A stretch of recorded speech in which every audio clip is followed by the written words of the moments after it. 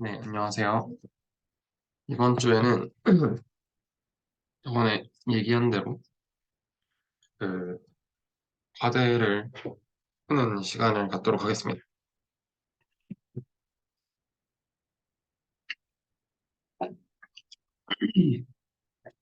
그래서 오늘은 이 프로블럼 셋 1, 2 풀 거고요. 다음에 이제 여기 있는 3, 4 풀면 될 것 같거든요. 일단 1부터 먼저. 근데 여기 솔루션이 다 있어서 제가 그냥 솔루션에 대한 해설을 추가적으로 하면 될 것 같습니다.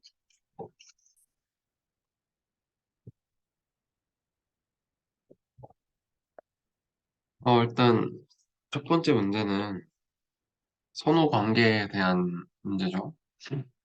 그래서 이 사람의 선호 관계, 프레퍼런스가 저런 공리들을 만족시키느냐, 그거를 뭐 한번 증명까지는 아니지만 하여튼 한번 찾아보라, 뭐 이런 질문인데, 일단 이 사람의 선호 관계가 어떻게 돼 있는지부터 좀 봐야겠죠. 이 사람의 선호 관계는 지금 사과랑 바나나를 앨리스라는 사람이 소비를 하는데, 여기서 X를 만약에 X 프라임보다 더 선호한다면 그건 어떨 때 선호하는 거냐면 지금 두 개의 합만 더 크면 되는 거잖아요. 저기 perfect substitute라고 되어 있는데 저 말이 무슨 말이냐면 사과랑 바나나가 서로 그러니까 사과와 바나나가 완전히 대체돼가지고 그냥 총 개수만 있으면 된다는 거죠. 예를 들어서 뭐 저 사과를 빨간 사과랑 파란 사과라고 생각을 하면 좀 더 쉽습니다. 그래서 빨간 사과랑 파란 사과나 별 차이 없잖아요, 맛에는. 그래서 빨간 사과 5개나 파란 사과 3개 하면 8개인데 그냥 그 개수만 중요하다는 거죠. 어느 게 더 많은지.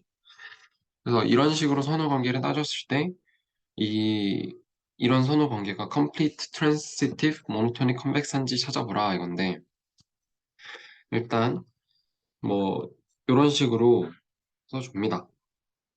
그리고 나서 첫 번째 컴플리트하다는 건 제가 여기 써놨지만 완비성이니까 이렇게 되거나 이렇게 되거나 둘 중 하나잖아요. 이걸 확인해 보라 이거죠. 근데 여기서 이 선호 관계는 만약에 x가 x1, x2고 x 프라임은 x1 프라임, x2 프라임이라 하면 이거랑 이거의 대소 관계를 비교하겠다는 거죠. 그러니까 이게 이렇게 되거나 이렇게 된다는 건데 여기 나와 있지만 이 두 개의 부등호는 무조건 성립하죠. 둘 다 아닌 경우는 말이 안 되잖아요. 크거나 같지도 않으면서 작거나 같지도 않은 그런 경우가 존재할 수가 없죠.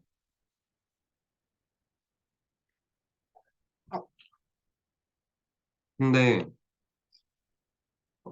이 경우에서는 x가 x 프라임보다 선호가 될 거고 여기서는 x 프라임이 x보다 선호가 되겠죠. 그럼 이거는 당연히 정의에 따라서 컴플리트 하다는 걸 증명을 한 거예요. 그 다음에 트랜시티브 한 거는 정의를 잘 기억을 하시면 됩니다. 정의를 잘 기억하시면 되는데 얘의 정의는 그러니까 이거예요. 대소관계로 생각을 하면 좀 다르지만 우리가 이거이면 x가 g보다 크다라고 결론을 내릴 수 있잖아요. 선호관계도 똑같은 거예요. x가 y보다 선호가 되면 그리고 y가 g보다 선호가 되면 x는 g보다 무조건 선호가 돼야 된다. 이게 트랜시티브 또는 우리말로 이행성이라고 하는데 이거의 정의죠. 그럼 얘는 이걸 선호 관계로 다 바꾸면 그걸 이렇게 쓸게요.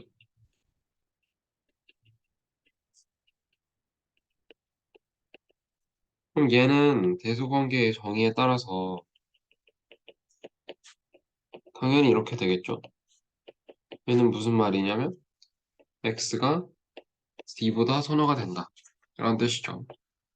그래서 여기서 또 정의에 따라서 트랜시티브하다라는 걸 증명을 했고요. 모노토닉은 여기다 실는지 모르겠는데 제가 뭐 위크 모노토니스티가 있고 스트롱 모노토니스티가 있다고 했잖아요. 근데 여기서는 어 스트롱 모노토니스티를 해도 괜찮습니다. 그러니까 강한 조건을 써도 괜찮다는 거예요. 애초에 정의 자체가 어 물론 스트롱 모노토니스티 자체가 더 약한 조건을 내포하고 있긴 하지만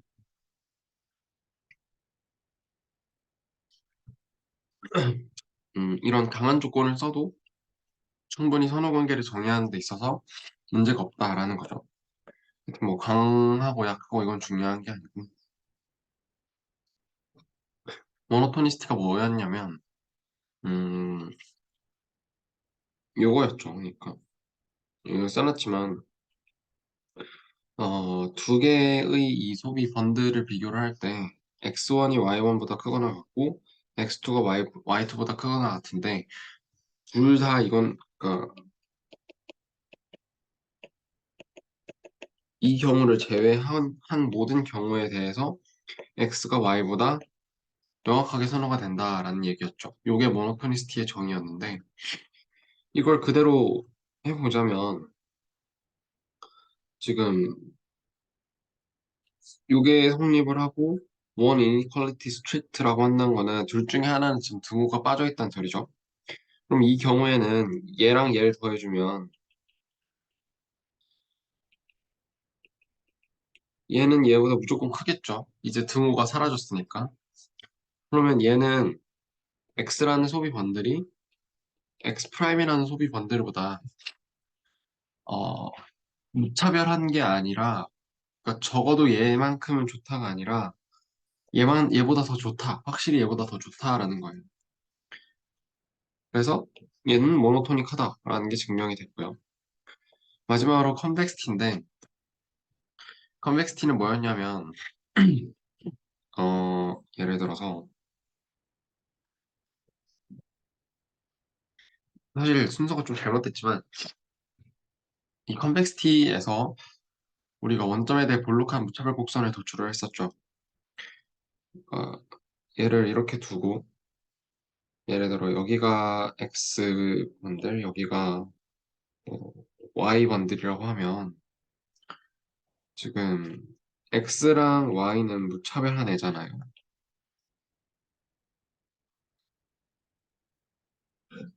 음,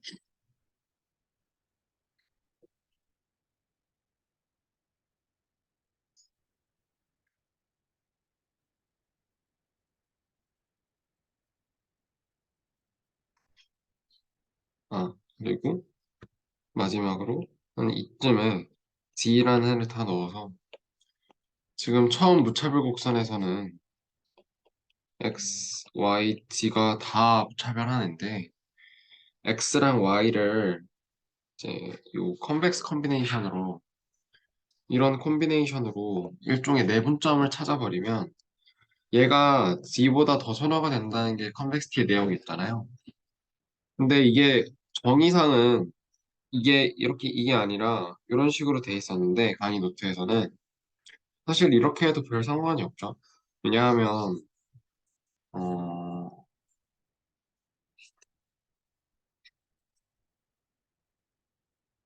이 말 자체가 애초에 무차별한 걸 내포하고 있고 거기에다가 이제 적어도 얘만큼은 좋다라는 의미이기 때문에 굳이 무차별한 경우에 국한하지 않아도 이렇게 해도 딱히 컨벡시티를 정의하는데 문제가 없습니다. 그래서 일단 저는 솔루션에 있는 대로 한번 해볼게요. 그래서 어떻게 생각하시면 되냐면 이 x2 프라임을 d라고 생각을 하시고 x는 x 프라임을 y라고 생각을 하면 지금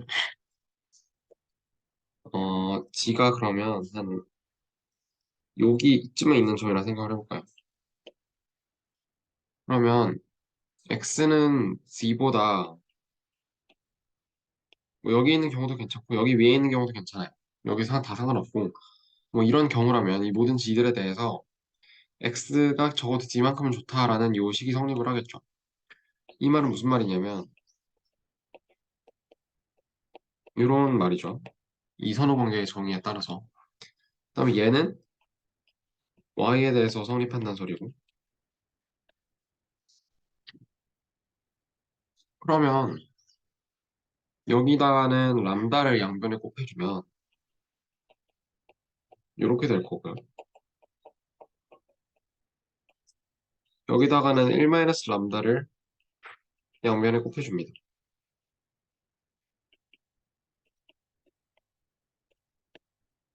그 다음에 요식이랑 더해주면 좌변은 이게 나올 거고요. 우변은 지금 람다랑 1-람다랑 합쳐져서 1만 남겠죠. 따라서 여기는 Z 그 Z1 더하기 Z2밖에 안 남습니다. 그러면 이 식의 의미가 뭐냐? 얘는 결과적으로 어, X라는 번들과 Y라는 번들 이 두 개의 점을 내분을 한 어떤 점이 내분을 한 어떤 점이 G보다 크거나 같다라는 거예요. 다 합쳤을 때. 그럼 그 말은 무슨 말이냐? 우리가 선호관계를 애초에 더하기를 해서 그냥 합을 하면 같다 이런 식으로 정의를 해놨으니까 이제 여기선 이게 번들이죠. 더 이상 점이 이 숫자가 아니라 이게 G보다 더 선호가 된다. 또는 G만큼은 좋다라는 거예요.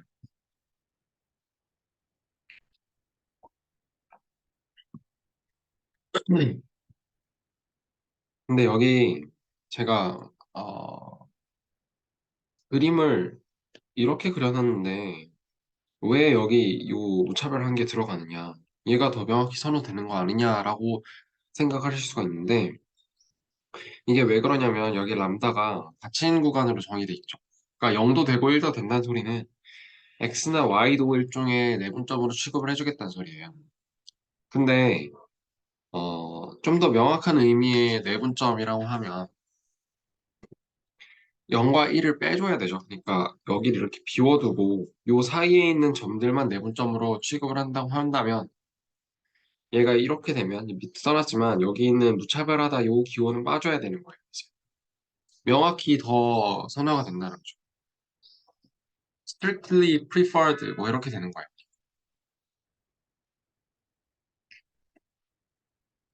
네, 그래서 이런 방식으로 이렇게 된 선호 관계가 complete하고 transitive하고 monotonic하고 convex하다라는 이 preference가 만족해야 되는 여러 가지 성질들을 다 만족하는 선호 관계다라고 이제 증명을 한 거죠. 다음 문제는 이렇게 생긴 preference가 이런 utility function 효용함수에 의해서 표현이 될 수 있다라는 걸 verify 확인을 하래요. 근데 이거는 너무 뭐 어떻게 설명해야 될지 모르겠는데 이거는 정말 당연한 얘기죠. 왜냐하면 어,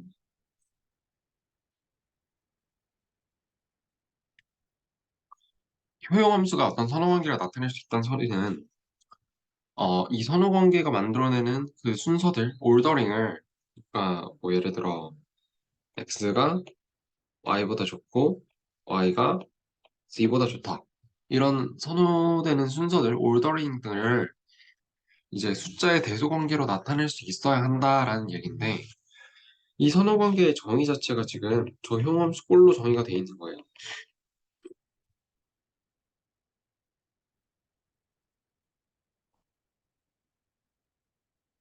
이게 이거고 이게 곧 이거죠. 그러니까 여기서는 효용함수가 선호관계의 정의 자체가 일종의 효용함수가 돼버린 거예요. 그렇기 때문에 어, 이런 효용함수를 사용을 했을 때 이렇게 만족이 되면 그러니까 한쪽이 더 크거나 같으면 얘가 더 선호되는 거였죠. 선호관계의 정의가 그랬으니. 그래서 이 유틸리티 펑션이 선호관계의 그 볼더링을 나타낼 수 있는 거였고, 반대로 이게 만족하면 선호관계의 정의에 따라서 이게 만족이 돼야죠. 당연한 거죠. 그래서 이거는 딱히 설명할 게 많이 없습니다.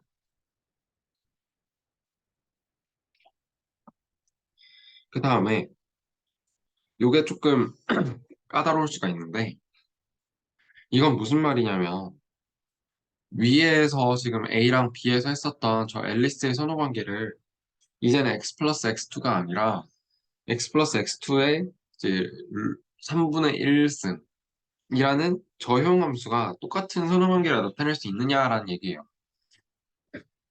근데 이걸 어떻게 확인할 수 있냐면 음,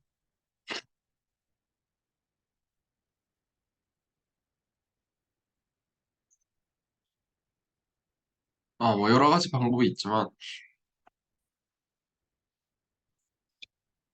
사실 가장 쉬운 방법은 얘가 증가 변환 함수면 정말 고맙게도 그냥 바로 쓸 수가 있죠. 예를 들어서 어, 이게 ln x 플러스 x2였다. 이러면 딱히 고민할 것도 없이 무조건 yes죠. 왜냐하면 ln x라는 함수가 애초에 증가 함수이기 때문에 증가 변화는 제가 말씀드렸지만 올더링을 변화시키지 않고 따라서 같은 선호관계를 나타내는 효용함수라고 할 수 있는 거죠. 근데 그렇다고 해서 증가함수가 아니라고 해서 무조건 효용함수가 달라진다 또는 선호관계가 달라진다라고는 말을 할 수가 없습니다. 그래서 좀 더 정확하게는 어떻게 확인하면 되냐면 어떤 효용함수가 다른 효용함수와 같은 선호관계를 나타낸다라고 하면 어떤 어, 어떤 번들들에 대해서 여러 가지 소비할 수 있는 재화의 조합들이 있을 텐데 어, 그거에 대해서 모두 다 같은 오더링을 가지고 있어야 되는 거잖아요. 그 말은 만약에 X1 플러스 X2라는 저 아까 전에 B1에서의 효용함수에서 이런 식의 무차별 곡선이 그려졌다면 예를 들어 무차별 곡선이 이런 식이었으면 여기 있는 애들은 뭐 이게 효용 수준이 뭐냐면 U bar이라고 하면 저 U bar라는 효용 수준을 가질 수 있게 만드는 모든 재화의 조합들을 그림을 그려놓은 게 저희 무차별 곡선이잖아요. 근데 여기 있는 이 함수가 그 효용 함수랑 같은 선호 관계를 가진다면 이 무차별 곡선에 있는 모든 점들이 다 동일해야 되는 거죠. 그래야 얘가 아까 x1 플러스 x2라는 애랑 같은 선호 관계를 가지는 거잖아요. 즉, 어떤 효용 함수의 무차별 곡선이 같으면 그 효용 함수가 나타내는 선호 관계, 그 올더링들은 물론 숫자 값 자체는 다르겠지만 그 어떤 그러니까 요 u 바라는 요 숫자 자체는 달라지겠죠. 예를 들어서 어 x1 플러스 x2가 둘 다 1이었으면 2라는 값이 나오겠지만 여기서는 3루트 2가 나올 거 아니에요. 3루트라고 하는데 하여튼 2의 3분의 1승이 나오겠죠. 근데 제가 항상 말하지만 효용함수는 저 효용의 수준, 값 자체가 중요한 게 아니라 순서가 중요하다고 말씀드렸잖아요. 그래서 뭐가 중요한 거냐면 2가 1,0을 넣었을 때 1보다 크다라는 거랑 이게 1보다 크다. 따라서 1,1이 1,0보다 선호된다라는 요 사실이 중요한 거예요. 그러니까 요 무차별 곡선의 모양이 똑같으면 모양이 똑같다는 건 무슨 말이냐? 무차별 곡선 위에 놓여 있는 점들이 모두 다 똑같으면 그건 똑같은 효용, 그러니까 똑같은 선호관계를 나타내는 효용함수다라고 말할 수 있다는 거죠. 그러면 이 효용 무차별 곡선이 똑같은지 어떻게 확인하냐? 이 기울기를 보면 되겠죠. 여기 있는 기울기. 기울기가 모든 점에서 똑같으면 이 곡선의 모양도 똑같을 거 아니에요. 무차별 곡선의 기울기가 뭐였죠? 무차별 곡선의 기울기가 MRS였죠. 얘는 어떻게 정의가 되냐면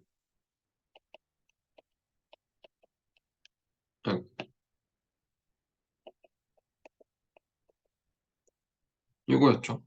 mux over my. 이게 같으면 동일한 선호관계를 나타내는 효용함수다라고 말할 수 있는 거예요. 그래서 얘도 이런 식으로 지금 무차별 곡선을 일종의 하나의 효용함수를 고정해놓고, 효용 수준을 고정해놓고 u 바로 이거에 대해서 무차별 곡선을 그리면 이런 식으로 나온다. 그럼 이 경우에는 지금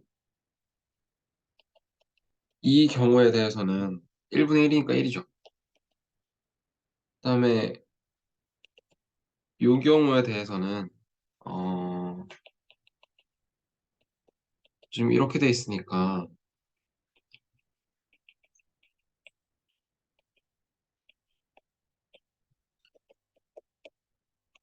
똑같이 1이죠. 왜냐하면 얘는 어차피 동일한 애니까. 그래서 똑같은 선호관계가 나타낸다라고 할 수 있다는 겁니다. 이렇게 할 수가 있고요. 그 다음에는 이거는 그림을 그리라고 제가 말씀을 드렸던 것 같습니다. 옛날에. 어, 이걸 어떻게 푸냐. 보통은 어떤 효용함수가 주어지면 이걸 이런 식으로 주어지면 어떻게 쓰죠? 제일 보편적인 방법은 이제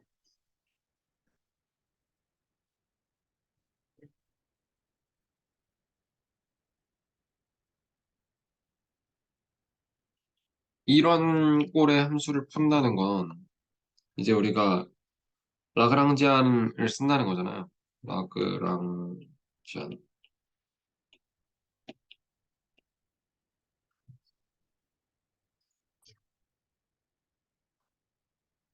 그러니까 라그랑지안 함수를 구성을 해서 극대화 문제를 푼다. 미분을 하면 된다라고 했는데 몇몇 특이한 효용함수 같은 경우에는 이게 미분이 안 되니까 저 라그랑지안도 세울 수가 없습니다. 아니면 미분이 되더라도 안 되는 경우가 많아요. 그러니까 예를 들어서 강의 노트에도 있었던 것 같은데 예를 들어 효용함수가 이렇게 생겼으면 방금 위에서 말한 이런 경우면 어, 솔루션이 라그랑지안에서 안 나와요. 이상하게 나옵니다. 이거는 한번 해보시면 느끼실 수 있습니다. 라그랑지안이 항상 답이 아니라는 걸 알 수가 있고 그럼 이런 경우에는 어떻게 해야 되느냐 그리고 이런 경우가 왜 나오느냐부터 먼저 말씀을 드리자면 이 경우는 많은 경우에 인테리어 솔루션이 아니라 코너 솔루션이라는 그런 경우에 라그랑지안에 해당이 안 되는 경우가 좀 있습니다. 코너 솔루션이 뭐냐면 그러니까 보통 우리가 예산지학식을 그릴 때 이런 식으로 그려놓고 무차별곡선을 이렇게 접해서 이게 최적이다 라고 하잖아요. 근데 무차별곡선이 이상하게 생겨가지고 뭐 예를 들어서 이렇게 생겼다거나 그러면은 얘랑 얘가 해겠죠. 뭐 이런 경우들을 이제 코너 솔루션이라고 하고 그 경우는 보통 라그랑지안으로 도출이 안 됩니다. 하여튼 그래서 이런 미니멈 함수나 뭐 맥시멈 함수 또는 아까 말씀드린 x1 플러스 x2 이런 특이한 함수들의 경우에는 그래프를 그려보시는 게 훨씬 빠르고 정확합니다. 그래서 제가 이 함수랑 저 밑에 보면 맥시멈 함수도 있어서 그냥 둘 다 그래프를 그려서 설명을 해드릴게요. 옆에도 그려놨지만 이거를 차근차근 그려보면 일단 이거는 어떻게 하시면 좋냐면 특정한 값을 하나 대입해 보시는 게 좋아요. 그러니까 예를 들어 x2가 1이고 그러니까 얘네들이 같게 만든 그러니까 지금 여기는 x1이 ax2보다 작으면 x1이 효용함수의 값이 되는 거고 반대면 ax2가 효용함수의 값이 되는 그런 상황이잖아요. 그러면 둘의 값이 같도록 하는 그런 점을 하나 그냥 아무 데나 찍는 거예요. 저는 예를 들어 제일 쉽게 a, 1로 찍겠습니다.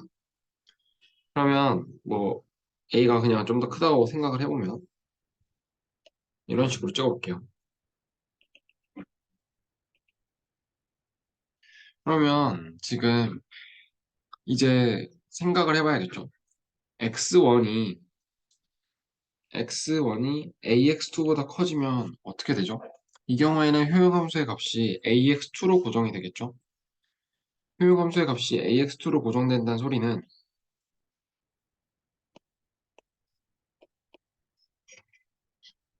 음,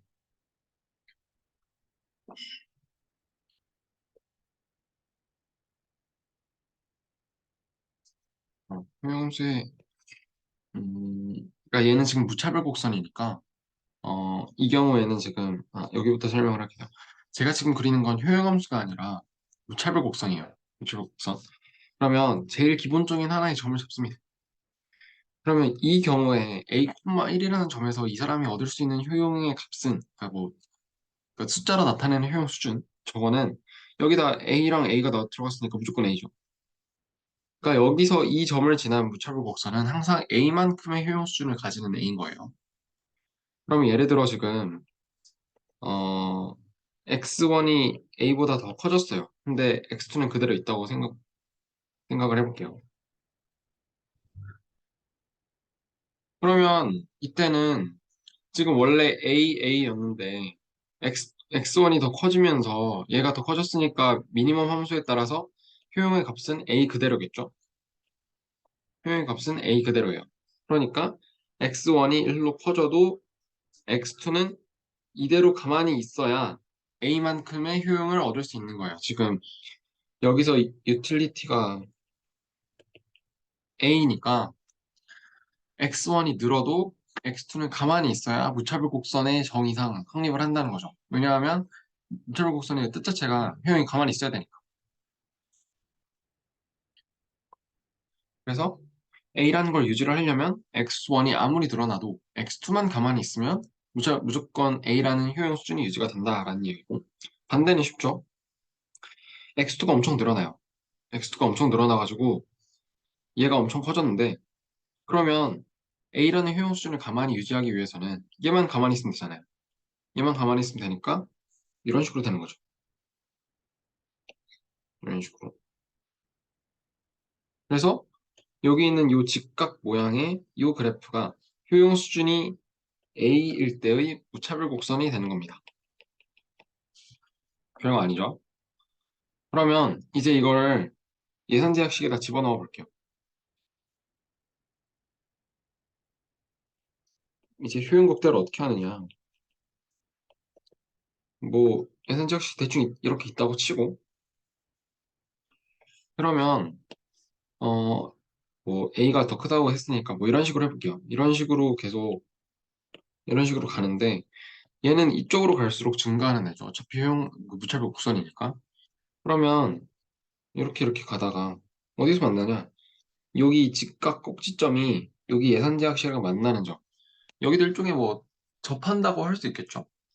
저 접하는 점에서 끝나는 거예요. 왜냐하면 여기보다 더 커지면 아예 안 만나니까. 효수준이 제일 크게 하려면 이 꼭지점이 예산제약식이랑 만나게 하면 되는 거예요. 간단하죠. 그러면 여기서는 지금 무슨 관계가 성립하고 있죠? 지금 저는 a,1이라고 써놨지만 보편적으로 봤을 때는 지금 x1이 ax2랑 같은 상황인 거잖아요. 즉, 이 직선 위에 있는 점에서 만난다는 얘기죠. 그러면 얘를 이제 아주 단순한 1참수의 교점을 찾는 문제로 바뀐 겁니다.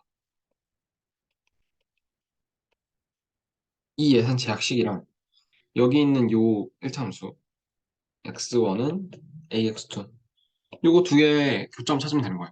그게 옵티멀 그 초이스인 겁니다. 그럼 넣어보면 이제 별거 없어요.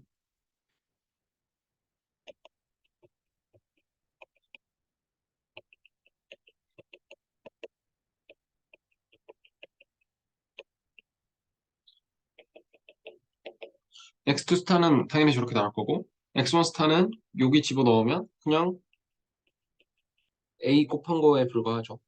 이게 끝입니다. 네. 그래서 이거 넘어가시면 되고 그다음에 여기 있는 간접 효용 함수라는 거는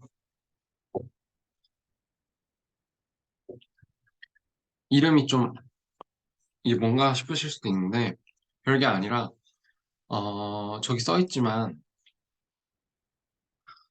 음, 쉽게 말하면, 옵티마이즈 된 x1 스타랑 x2 스타를 그 효용 함수에 집어 넣었을 때 유틸리티인데, 걔는 그러면 x1 스타 자체가 이 마샬리안 디맨드라는 것 자체가 p1, p2, m의 함수고, x2 스타도 p1, p2, m의 함수잖아요.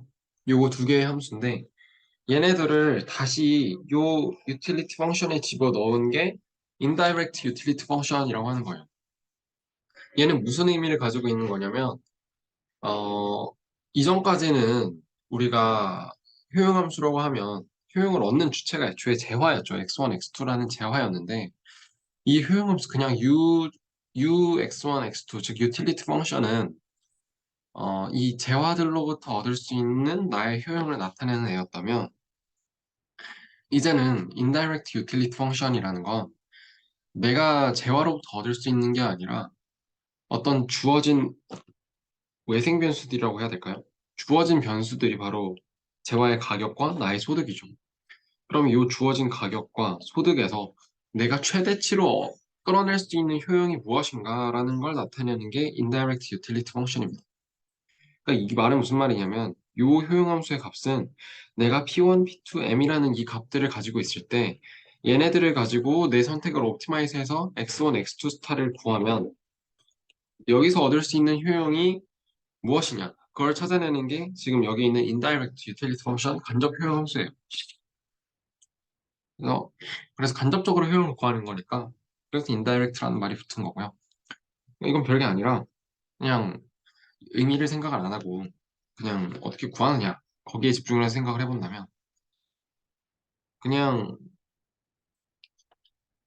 utility function에다가 마샬리안 디맨드 요거 두 개 집어넣으면 끝납니다. 그래서 이런 식으로 나오는 거예요, 그냥.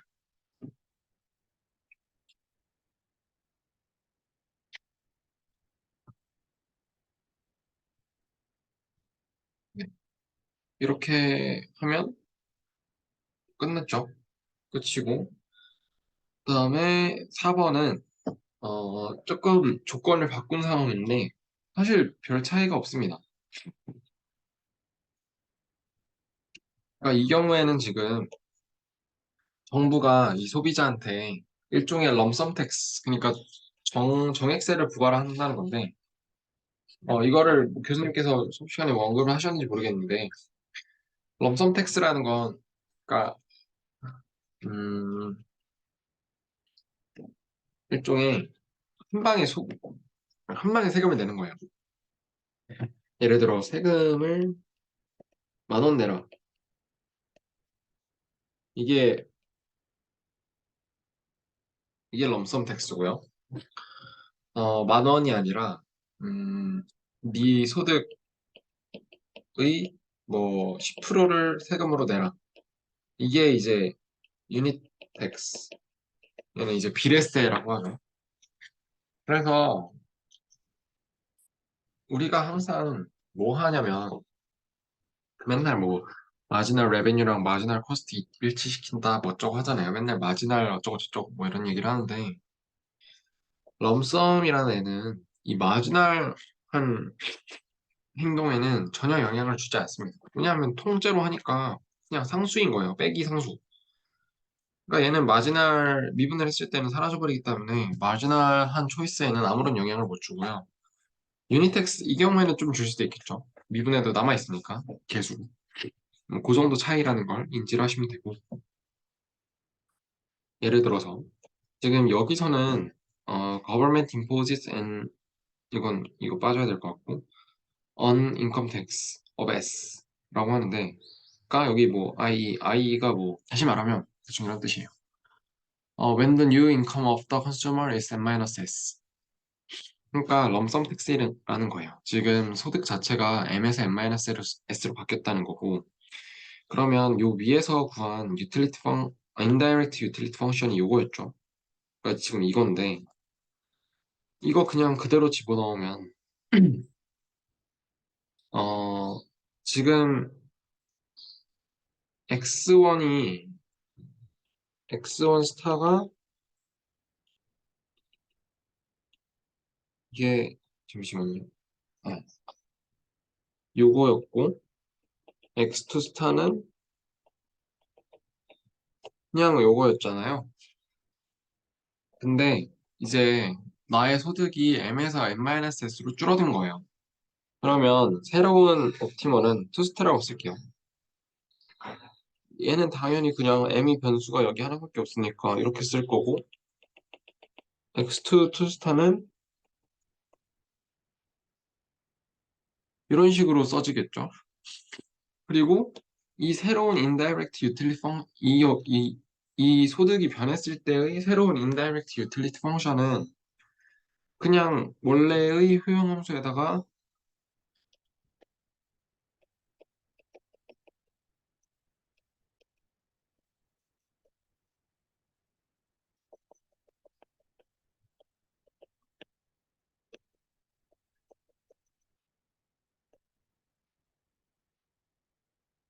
이렇게 되겠죠. 그러니까 여기 있는 얘가 새롭게 바뀐 indirect utility 펑션이 되는 거고 여기 이렇게 나와 있는 거예요. 그 다음에 얘네 둘을 compare 해라, 비교해라 뭐 이 얘기인데 그러면 원래 indirect utility 펑션이 뭐였죠? 여기 나와 있는 대로 요거였죠. 그러면 얘랑 아이고, 얘랑 비교해라 이건데 뭐 사실 이건 뭐 빼서 비교를 해도 되고 여기 있는 것처럼 나눠서 비교해도 될 것 같습니다. 그래서 이거는 그냥 여기부터는 그냥 그대로 하시면 하시든지 아니면 그냥 여기서 뭐 여기서 이걸 빼든 여기서 이걸 빼든 해서 세금을 부과한 후에 이제 나의 indirect utility가 이만큼 줄어들었다.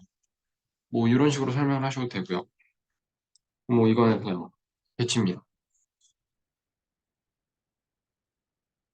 취향 차이고요. 네. 이러면 끝나고요. 그 다음에 제가 여기다가 이런 말을 적어놨는데, 만약에 교수님께서 이제 이 문제를 좀 바꿔서 낸다고 치면, 이제 government imposes on unit tax of S on 뭐 good one 뭐 이런 식으로 하면 X1에다가 S만큼의 비율로 이제 unit tax를 붙이는 비례세를 붙이겠다라는 얘기죠. 이 경우에는 어떻게 푸시면 되냐면 이제 내 소득이 아니라 가격에다가 세금을 붙였다고 생각하시면 편해요. 그래서 가격이 그러면 문제가 어떻게 되냐?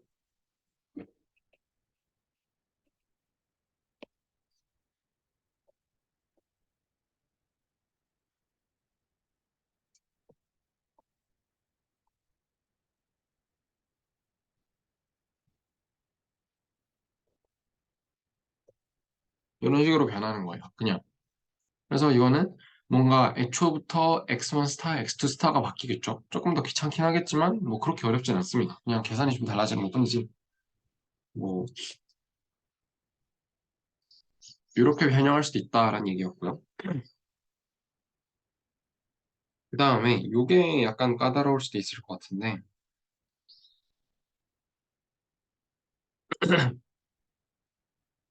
어 얘는 뭘 물어보는 거냐면 내가 이제 어떤 유틸리티 펑션을 내가 알고 있고 어떤 스몰 u라는 어떤 특정한 효용의 수준을 얻고 싶을 때 물론 가격이 정해져 있고 내 효용수 정해져 있고 효용 수준 내가 얻어야 되는 효용 수준도 정해져 있을 때 이 효용 수준을 얻기 위해서 어, 얼마나 많은 돈을 투입해야 되고 그 중에 최소값은 얼마일까? 그러니까 최소한의 돈으로 요만큼의 효용을 얻기 위해서 내가 얼마가 필요할까라는 걸 묻는 질문이죠. 그럼 얘는 어떻게 푸냐? 뭐 이런 문제를 위해서 지금 사실 이 indirect utility 펑션이 필요한 거예요. 그래서 여기 있는 애를 좀 따라가 보겠습니다. 우리가 궁금한 건 지금 P1, P2는 고정되어 있고요. 지금 소득의 미니멈 이게 궁금한 거잖아요. 그러면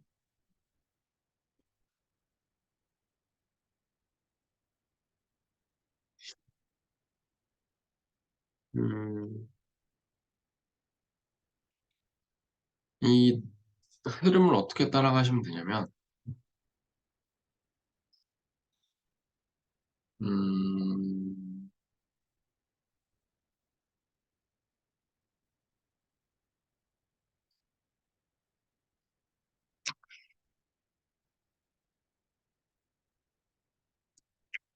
유틸리티 펑션이 아니라 지금 유틸리티 펑션은 주어진 제약식에서 P1, P2, M이라는 제약에서 내가 X1, X2의 선택을 어떻게 가져가야 내 효용을 극대화할 수 있고 거기서 나오는 X1과 X2에 대한 마샬리안 디맨드가 뭐냐 이걸 찾는 거였다면 여기 있는 간접 효용 함수라는 건 내가 X1, X2를 극대화할 수 있는 방법과 그 마샬리안 디맨드는 다 알고 있어요. 근데 어, 이건 다 알고 있으니까 이제 내 효용이 변할 수 있는 그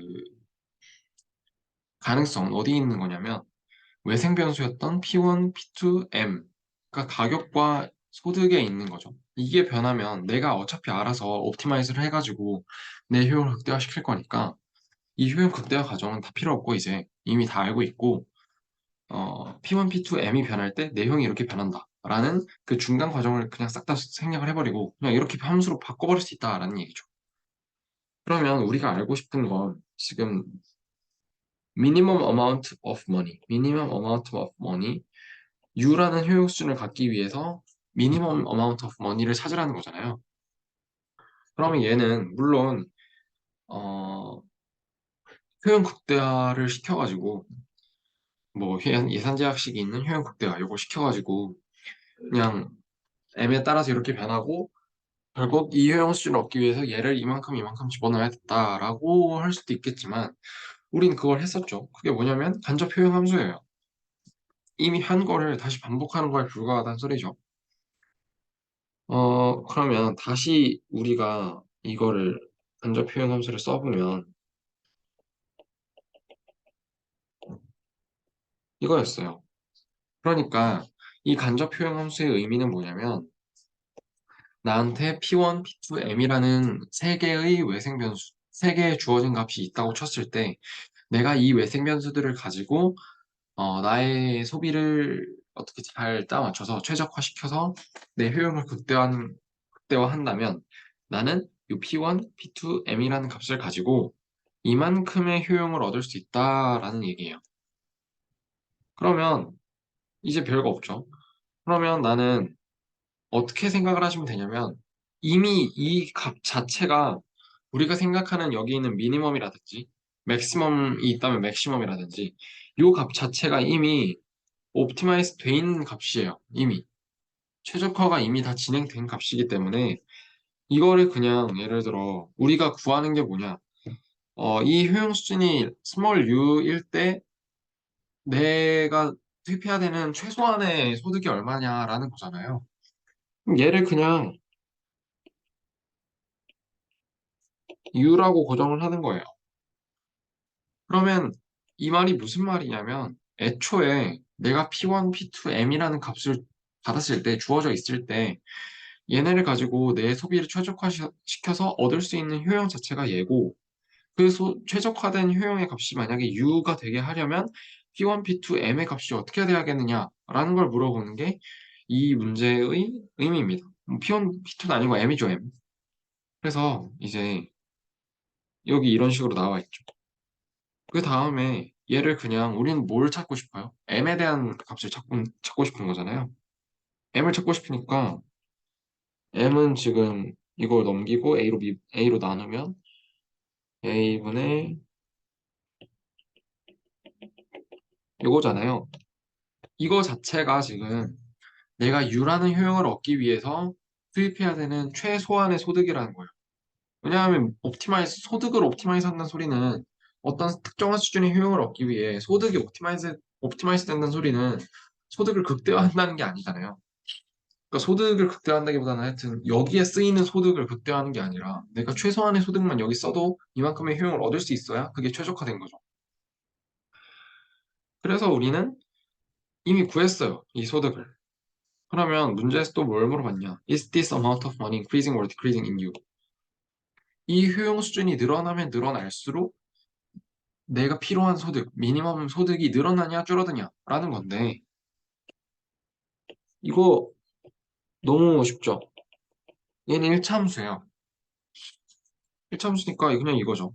얘는 가격이 당연히 0보다 클 거고요. A도 0보다 크다고 되어 있나요, 여기?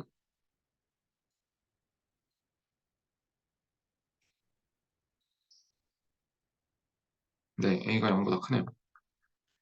A가 0보다 크니까 아이고, 무조건 0보다 크겠죠. 이건 너무 당연한 거.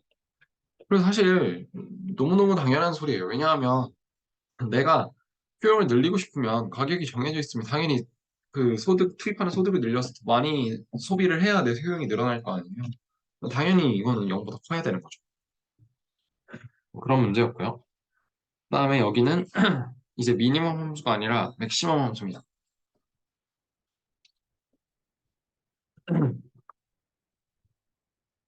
어, 이거는 아까 미니멈 함수랑 완전 반대로 생각하시면 돼요.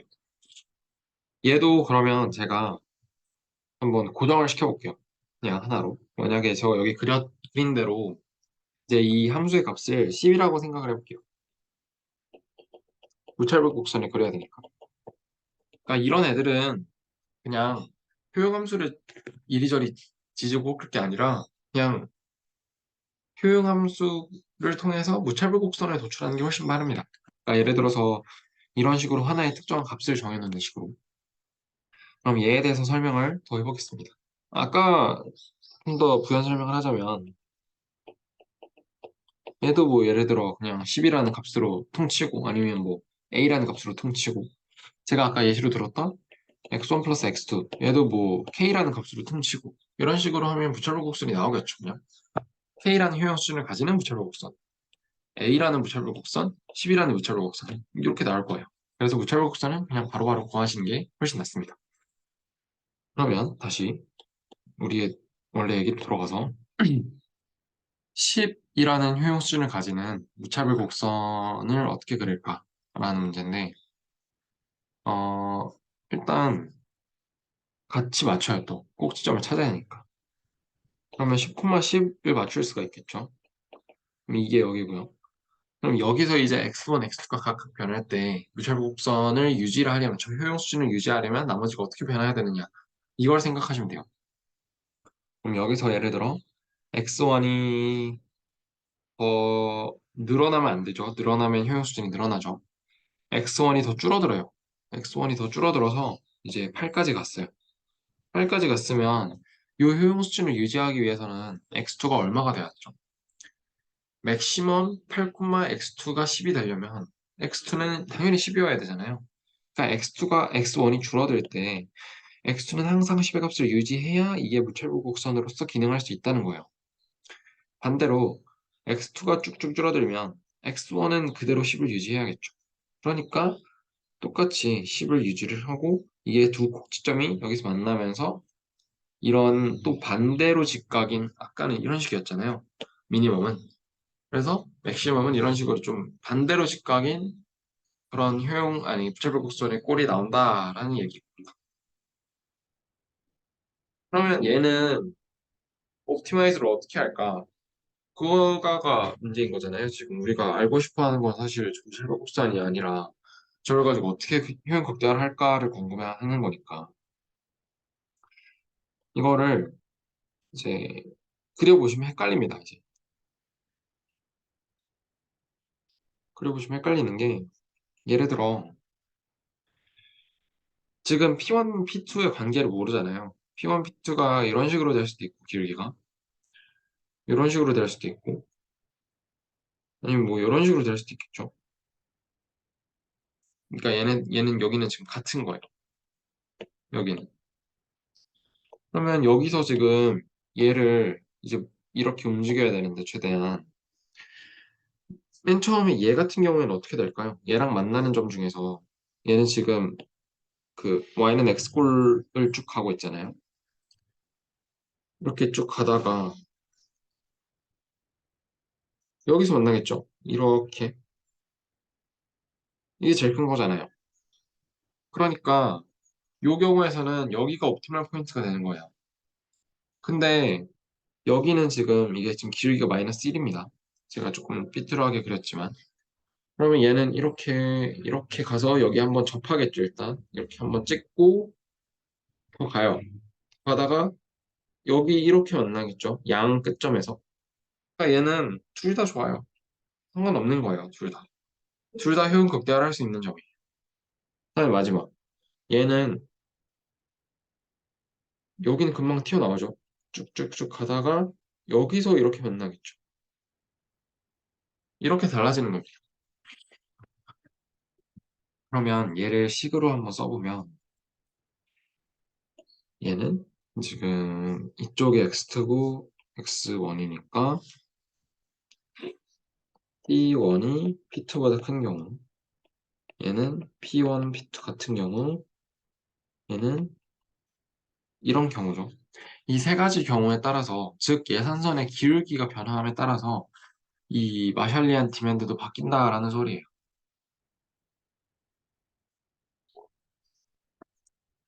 따라서 어, 사실 이거 이렇게 복잡하게 적어놨지만 그래프 하나만 그리면 금방 나와요. 음. P1이 P2보다 클 때는 아까 무찰보 곡선이 여기서 접한다고 했죠. 접한다기보다는 만나야겠죠. 여기서. 얘는 어디예요? 내가 가지고 있는 모든 소득을 X2에 다 몰빵한 거죠. 그러면 이때 내가 X2를 얼마나 살 수 있을까요? 이만큼 사겠죠. X2를.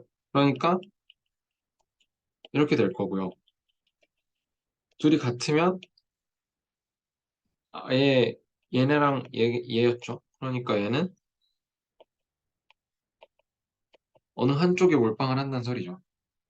이런 식으로. 마지막으로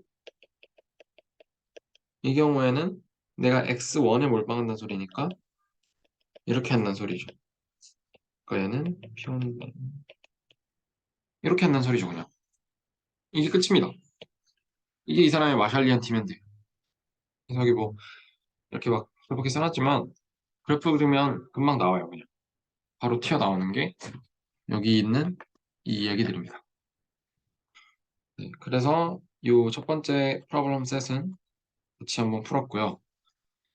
다음에는 요거를 풀겠습니다. 프로블럼 셋 2. 근데 얘는 조금 문제들이 다 큼직큼직하더라고요. 그래서 얘는 일단은 한 5분 정도만 쉬고 다시 하도록 할게요. 네, 5분보다 좀 더 쉬었지만 다시 하도록 하겠습니다. 첫 번째 문제는 이제 현시 선호 이론, 와르프에 대한 얘기죠. 뭐 A번은 딱히 이건 강의 노트에 그대로 있으니까 저도 넘어가도록 하겠습니다. 그러면 이제 B번이 조금 까다롭죠. 저는 사실 배울 때도 그랬지만 요 와르프 이거는 항상 언제나 봐도 헷갈리는 것 같습니다. 하여튼 설명을 드리자면 이 사람의 어, 행동이 와르프를 위반하게 하려면 어떤 조건을 만족시켜야겠느냐라는 걸 물어보는 질문인데요. 두 번째가 지금 얘를 Y로 놓은 것 같아요. 얘를 Y로 놨고 그러면 왈프라는 걸 위반한다는 소리는 어떤 상황에서는 예를 들어 가 A가 B가 있으면 어, 만약에 2열 1에는 A를 살 수 있고, 그러니까 A와 B를 둘 다 살 수 있는 상황이에요. A와 B를 둘 다 살 수 있는 상황인데, 그때는 A를 B보다 좋아했어요. A를 선택을 했다는 소리죠. 그러니까 A 선택. 근데 2열 2에 이때도 둘 다 선택할 수 있었는데 지금 B를 선택했다는 소리죠. A, B가 뭐냐? 지금 퀀티티가 다르잖아요. 이미 일단 120이고 여기부터 다르고 여기도 뭐 Y가 100일 수도 있겠죠. 100일 수도 있는데 애초에 그 별 의미가 없어요. 왜냐하면 애초에 지금 여기 있는 요 번들 요게 A고 이게 B라고 치면 100,100이랑 120,Y 둘이 다르기 때문에 이미 지금 둘이 다른 선택을 했다는 소리는 어, 둘 다 경우 예를 들어 여기가 A가 선택이 됐으면 어, 여기서는 A를 선택할 수 없었던 상황이어야만 하는 거죠. 그게 아니라면 왈프에 위반되는 상황인 거죠. 그래서 뭐 여러 가지 부등식이야 뭐 여러 가지 방법을 만들 수 있겠지만 이걸 어떻게 잘 활용을 하면 제일 간단한 방법은 이제 첫 번째 해에 가격이 이렇게 설정이 돼 있었죠. 100,100으로 설정이 돼 있었는데 이 가격 하에서 지금 내가 A를 선택했다는 소리는 같은 그러니까 이게 얘보다 크다는 소리는 100,100이라는 가격 하에서 내가 120,y도 아니 100,100도 살 수 있었고 120,y는 더 싸니까 비용이 덜 드니까 얘도 당연히 살 수 있었다는 소리죠. 근데 이 경우에는 지금 여기 이 사람의 선택을 놓고 보면 같은 가격에서 내가 얘랑 얘 둘 다 소비할 수 있었음에도 불구하고 나는 100,100이라는 애를 선택을 했다는 얘기죠. 그래서 이거는 뭐 그냥 기본적인 가정입니다. 그래서 당연히 여기서 제가 써놨지만 퀀티티 100,100과 100, 프라이스 100,100을 곱한 게 얘를 소비할 수 있었고 여기 있는 B 120,y도 이 상태에서 소비할 수 있었었다라고 일단 해놓는 거예요. 그 다음에 중요한 건 저 뒤에 and죠, and.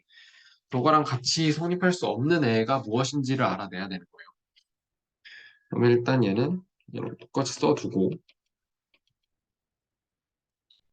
그 다음에 ER2에 갔는데 이 경우에는 그러면 생각을 해보자면 프라이스가 달라졌어요. 프라이스가 달라졌다는 소리고 여기서 퀀티티가 달라졌다면 요 가격 하에서는 얘를 살 수 없었고 얘만 살 수 있었어야 말이 되잖아요. 왜냐하면 이때는 어, 얘랑 얘 둘 다 구매할 수 있었는데 얘를 선택을 했어요. 2월 2에 근데 2월 2에도 두 번째 해에도 둘 다 구매할 수 있었는데 이번에 얘를 구매했어요. 말이 안 되잖아요. 이게 월프를 위반하는 상황인 거죠. 이게 말이 되게 하려면 이 두 번째 해에는 이 100,100이라는 컨섬션 번들을 소비할 수 없었어야 되는 거죠. 즉, 내가 가지고 있는 예산보다 더 많이 늘어났어야 되는 거죠. 그러면 여기서는 지금 월프를 위반하는 경우를 찾아냈으니까 이 가격 하에서 얘도 살 수 있었고 얘도 살 수 있었던 경우를 부등식으로 나타내면 되겠죠. 그게 무슨 부등식이냐? 얘가 얘보다 싸거나 같은 경우죠. 그러니까 얘를 선택을 했단 소리니까 지금 이 경우에 드는 비용과 이 가격과 얘를 곱했을 때 드는 비용을 비교했을 때 얘가 더 싸거나 같으면 되는 거잖아요. 그걸 이런 식으로 부등식으로 표현할 수 있죠. 그러니까 가격이 지금 프라이스가 100,80이 되었고 여기서 120,y를 곱한 거 이게 총 비용이죠. 이게 총 비용이고 이 총 비용보다 얘를 사는 총 비용이 싸거나 같다, 작거나 같다 라는 이 부등식이 만족이 된다면 얘네 둘을 합쳤을 때 and 둘 다 만족을 할 때만 warp가 위배가 된다라는 얘기예요. 그래서 이걸 풀면 y가 이제 뭐 이런 식으로 나온다라는 소리고요. 이거는 제가 직접 풀진 않겠습니다. 다음에 이제 나머지는 여기까지 왔으면 부등호 방향만 좀 바꾸면 돼요. 어, year 1이 revealed prefer to that in year 2 라는 조건을 만족시키래요. 가 100, 100이 120, y보다 revealed preferred 되는 경우를 찾아야 된다는 거죠.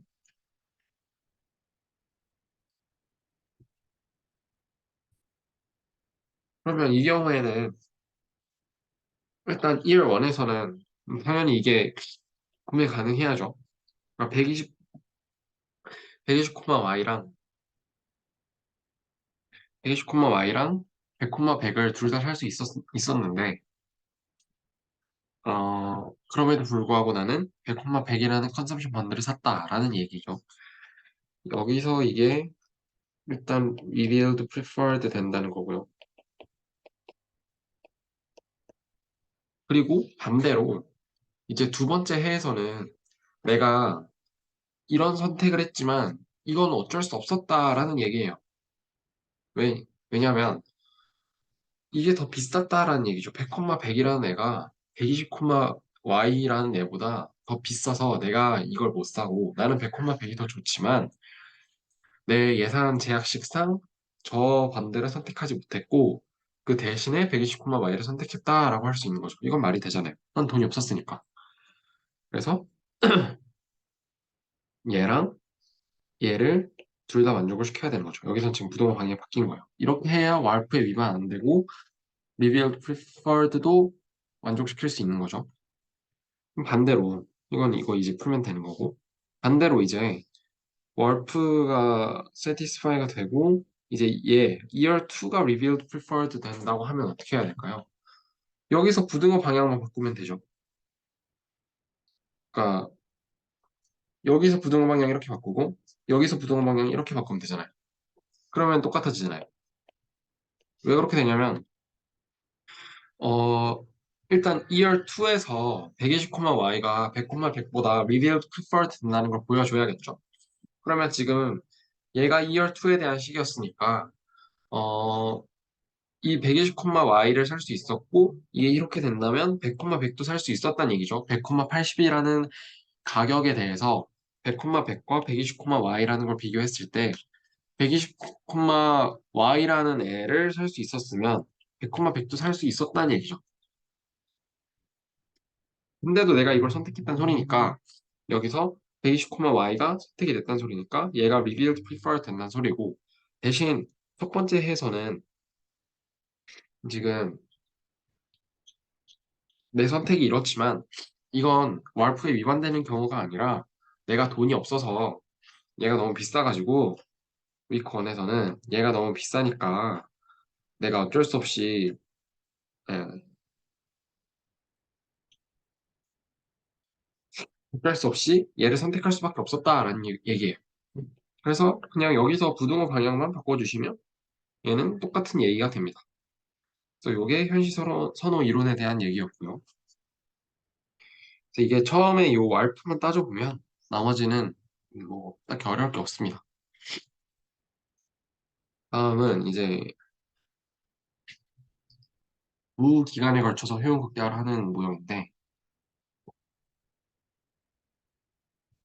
얘는 생긴 게 좀 이상해 보이지만 그렇게 막 까다롭지 않습니다. 여기서 한 가지 주의해야 될 점은 뭐냐면 효용함수는 똑같아요. 효용함수는 똑같은데 예산 제약식이 조금 달라지는 겁니다. 그래서 우리가 예산 제약식을 어떻게 쓸 수 있냐면 여기 써봤지만 다시 써볼게요. 지우고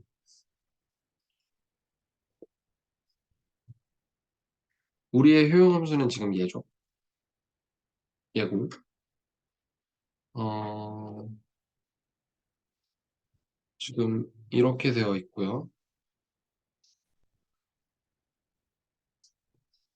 그러면 우리는 지금 나는 여기 뭐라고 되어 있냐면 preferences over current and future consumption 이라고 되어 있잖아요. 그러니까 현재와 미래 요 두 가지 시간만 있다고 쳤을 때 그러니까 T1과 T가 2일 때 요 두 가지밖에 없는 거예요, 지금. 타임이. 요 경우에서 T1기 제가 앞으로는 1기와 2기라고 표현을 할게요. 요 두 개를 T 1기, 2기로 말을 하겠습니다. 그럼 1기의 소비와 2기의 소비를 어떻게 하면 적절히 잘 배분을 해서 이런 형태의 효용함수를 가지는 나의 효용을 극대화할 수 있을까라는 얘기예요. 그러면 이제 우리 예산제약식, 아니, 효용 극대화를 이제 하기 위해서 식을 써보면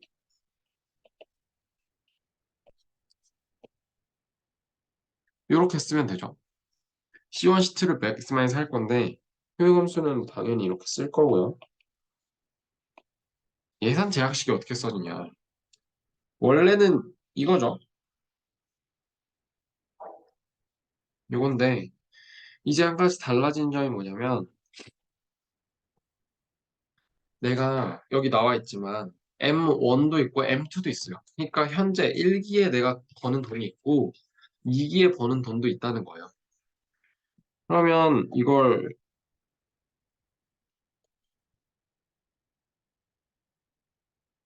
이렇게 써야 되냐? 이것도 아니에요. 이것도 틀린 말입니다. 왜냐하면 어, 이 예산 제약식에는 한 가지 빠뜨린 게 있습니다. 뭐냐면 interest rate, 이자율이에요. 지금 우리는 시간적인 차이가 있기 때문에 만약에 M1이라는 애를 1기에 은행에 저장을 해놨으면 다음 2기에 R%만큼, R만큼의 이자를 받겠죠. 그래서 나의 M1에 대한 M1을 T2기에서 평가를 한다면, 2기에서 평가를 한다면 그 M1은 어제 내가 은행에다가 M1만큼 M1만큼 넣어놨으면 그 M1은 그 다음날 이자율이 R만큼 붙어서 내 통장 잔고에는 M1 1 플러스 R만큼의 돈이 생겨 있겠죠. 이게 최종적인 예산 제약식이 되는 겁니다. 그래서 미래 가치로 따져보자면 미래에 대한 그러니까 T2기에서 평가를 한 예산 제약식은 이렇게 된다는 거예요. 근데 좌변도 어떻게 해야 될까요? 얘도 똑같이 이런 식으로 해야 말이 맞겠죠. 왜냐하면 어, 일종의 이건 다 미래 가치로 환산을 하는 거잖아요. 미래 가치. 아, 제가 어디지? 여기 맨 마지막 페이지에도 있었던 것 같은데, 네, 이건가? 네, 여기 있었죠. 여기서 얘기를 했지만, 어, 이 1 플러스 R이라는 게, 이 현재 소비의 일종의 기회비용이자 C2에 대한 상대 가격이죠. 여기서 제가 설명을 했지만. 왜냐하면 나는 C1을 소비를 하면, 내가 이거 저금했으면 1 플러스 R만큼 이자를 받을 수 있었을 텐데, 그게 아니라 내가 현재 소비하느라 쓴다고 이 1 플러스 R만큼의 이자를 못 받은 상황이잖아요. 그러니까 얘도 일종의 어, 비용이라고 할 수 있는 거죠. 가격이라고 할 수 있는 거죠. 그래서 다시 돌아와서 그래서 여기선 지금 현재 가치로 했는데 present value, PV라고 했는데 future value도 있습니다. 그냥 이거는 단순하게 생각을 했을 때 이자율이 10%고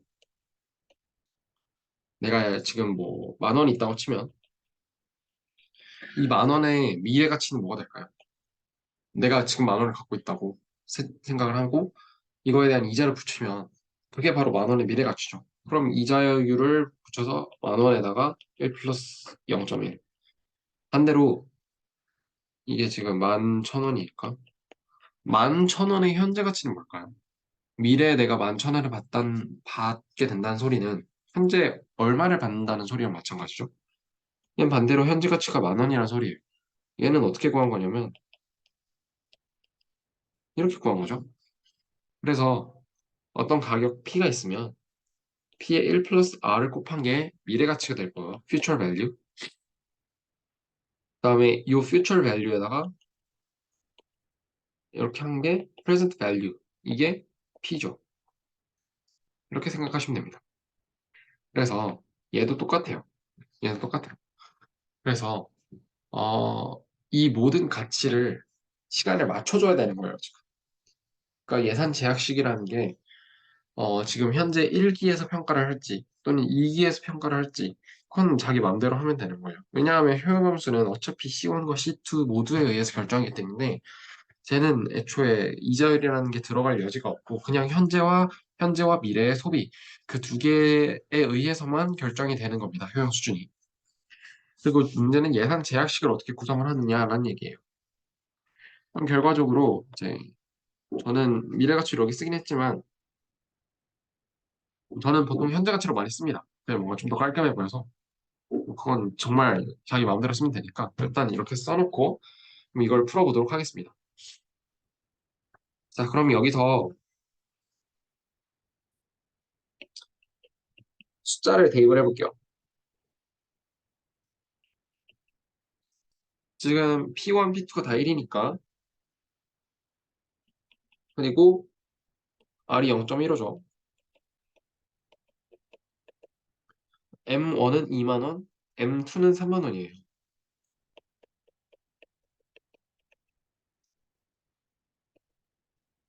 이거 풀면 됩니다. 얘는 밑에 뭐 막 써져 있죠. 그래서 사실 여기 뭐 이런 말이 돼 있는데 사실 저는 굳이 이렇게 해야 되는지 잘 모르겠어요.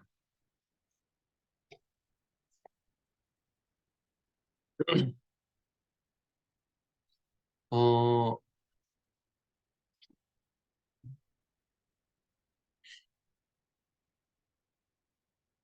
얘를 다시 정리를 해보면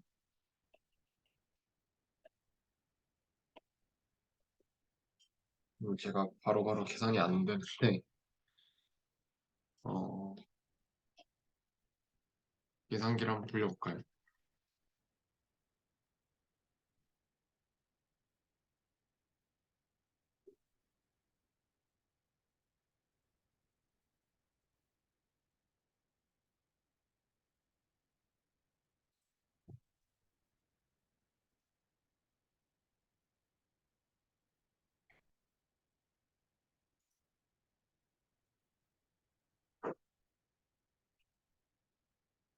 음,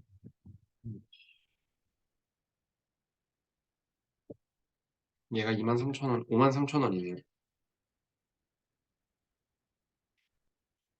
그러면 이렇게 해도 되는데 사실 저는 왜 굳이 이렇게 했는지 잘 모르겠어요. 왜냐하면 얘 곱더글라스 함수니까 이거를 제가 뭐 외우고 있으면 좋다고 말씀드렸죠. 얘는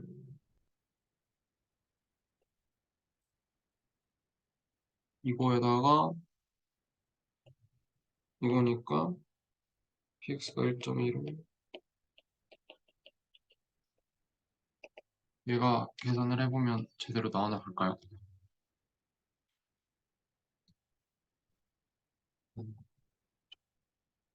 제대로 나오네요.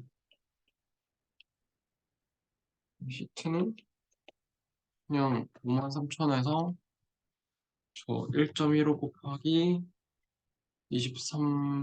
아니 23,043원 빼면 뭐 이렇게 나오네요. 맞네요. 사실 저는 이렇게 왜 했는지 모르겠어요. 왜냐하면 제가 곱더글라스 함수 이거 옵티마이즈 하면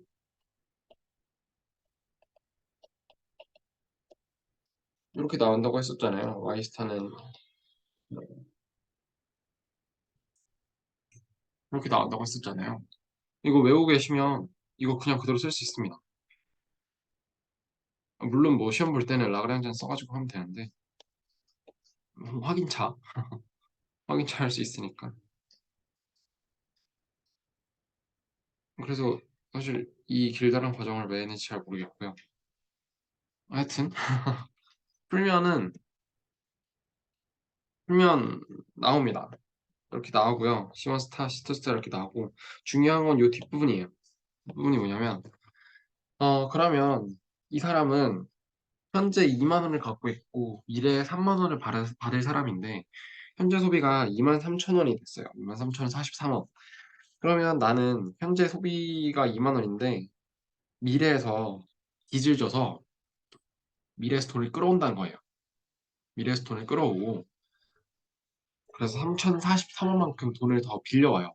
빌려와서 현재 소비를 하고 내가 나중에 3만 원 받으면 그걸 가지고 너한테 어느 정도 갚고 이 3,043원에 대해서 이자 붙여서 너한테 갚아주고 나머지 26,500원 가지고 내가 C2, 즉 미래 소비를 하겠다라는 결정이 나한테 가장 최저이구나라고 결정을 한 거예요. 그럼 이 사람은 어떤 사람이죠? 이 사람은 빌리는 사람이에요. borrower, borrower이고 어, 즉 현재 소비를 좀 더 가치 있게 생각을 한다는 거죠. 가치 있게 생각한다기보다는 지금 둘이 똑같잖아요. 2분의 1, 2분의 1이니까 지금 내가 2만 원과 3만 원 소득의 차이가 있다 보니까 나는 현재 소비랑 미래 소비를 최대한 똑같이 했으면 좋겠는데 지금 소득의 차이가 나니까 그냥 미래에서 돈을 좀 빌려가지고 현재에서 돈을 쓰겠다라는 얘기입니다. 그게 다예요. 그러면 이제 다음은 이자율이 올라갈 때 시원에 무슨 변화가 생기겠느냐라는 얘기인데 여기 있는 요 슬라이드를 좀 잘 보셔야 돼요. 이자율이라는 건 제가 얘기를 했지만 이자율이라는 건 이 C1의 상대 가격입니다. 어떤 C1을 내가 선택함으로써 이거 자체에는 가격이 없지만 물론 뭐 여기 P1이 있긴 한데 P1이 1이니까 이거는 그냥 없다 치고 원래는 뭐 있어야겠지만 없다 치고 이거에 소비를 하는 거에 이 행위에 대한 가격 또는 이 행위를 하는 거에 대한 기회비용이 뭐겠어요? 내가 현재 소비를 하면 대신에 미래 소비 만약에 현재 소비를 1원을 하면 미래 소비는 1 플러스 R1을 못 하는 거잖아요. 즉 1 플러스 R만큼의 비용이 생기는 거죠. 내가 C1에 대한. 즉 C1의 가격은 C1의 가격은 P1도 있겠지만 이 앞에 추가적으로 1 플러스 R이 붙는다는 거예요. 왜냐하면 이 P1, C1만큼을 내가 총 소득으로 현재 소비를 하기 위해서 P1, C1만큼 쓸 텐데 현재 그거에 대한 가격은 이자율만큼 붙여서 이제 내가 미래 소비를 이만큼 못 하겠구나 라고 생각을 했을 때 1 플러스 R만큼 붙여야 이게 P1, C1의 가격이 된다는 거예요. 그래서 여기서 하는 소리는 interest rate decreases 라고 하면 이 C1 현재 소비의 비용 또는 현재 소비의 가격이 낮아지는 소리예요. 그렇게 생각하시면 편합니다. 그래서 어, 일단 이 그래프를 좀 해서 생각을 해볼게요. 지금 소득 효과와 대치 효과예요. 이걸 정말 단순하게 생각을 하셔야 돼요. 왜냐하면 헷갈리는데 이걸 이런 식으로 바꾸면 정말 별거 아닙니다. 예를 들어 어,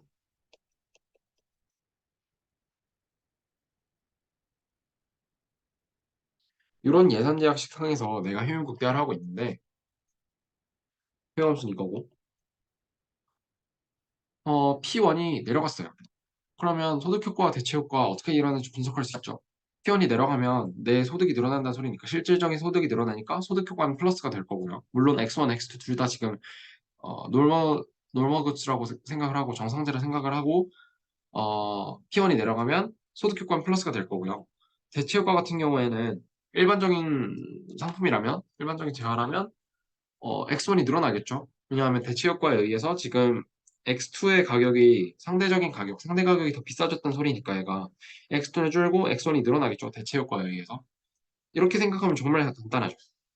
근데 요 이자율이란 얘기가 들어가는 순간 뭔가 되게 복잡해지고 고려할 게 많아지는 느낌인데 그냥 단순하게 이자율은 현재 소비의 가격이구나. 이자율은 그 이자율만큼 내가 현재 소비를 했을 때 미래 소비를 못하게 되는 그 기회 비용이구나라고 생각을 하면 어, 여기서 인트레스트 레이트가 디크리즈 한다는 소리는 그냥 시원의 가격 낮아졌다. 이때 슬러치키로 소득 효과랑 대체 효과를 분해해봐라. 라는 아주 단순한 문제로 바뀌는 거예요. 그러면 여기서 맨 처음에 지금 A가 원래 옵티멀 포인트였죠. 그러면 지금 가격이 더 싸졌어요. 그러면 지금 이 기울기가 더 낮아져야겠죠. 왜냐하면 그 C1의 가격이 더 낮아졌으니까. 그러면 우리가 대체 효과에서 맨날 하는 것처럼 이 효용 수준을 일단 고정시켜 놓고 얘를 만들어낼 수 있는 이제 이 적점을 찾는 거죠. 그러니까 낮아진 상대 가격에 대해서 지금 P1이 더 낮아졌으니까 그럼 B로 늘어나요. 이만큼이 뭐였죠? 이만큼이 대체 효과예요. 이렇게 대체 효과에 따른 C1의 증가. 그리고 나서는 뭐죠? 소득 효과예요. 소득 효과는 지금 가격이 가격이 낮아졌으니까 내 실질적인 소득이 늘어나요. 예산선이 shift 합니다. 이렇게 늘어나요. 그다음에 여기에 대해서 내가 무차별곡선을 잘 접하게 되면 C로 최종적인 옵티멈 포인트가 옮겨가는데 얘는 뭐죠? 이만큼이 인컴 이펙트죠. 그래서 결과적으로 얘는 substitution 이펙트도 플러스고 인컴 이펙트는 당연히 플러스죠. 소득 효과니까. 이렇게 생각하면 정말 쉽습니다. 이게 끝이에요, 그냥. 그래서 이런 식으로 이 소득 효과와 대체 효과를 분해할 수 있다라는 얘기였고요. 이걸 좀 더 설명을 해보자면 음,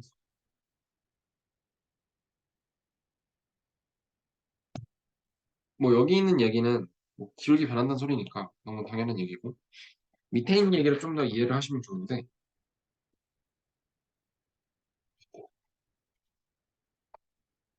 일단 첫 번째 문장은 대체 효과죠. 대체 효과. 어,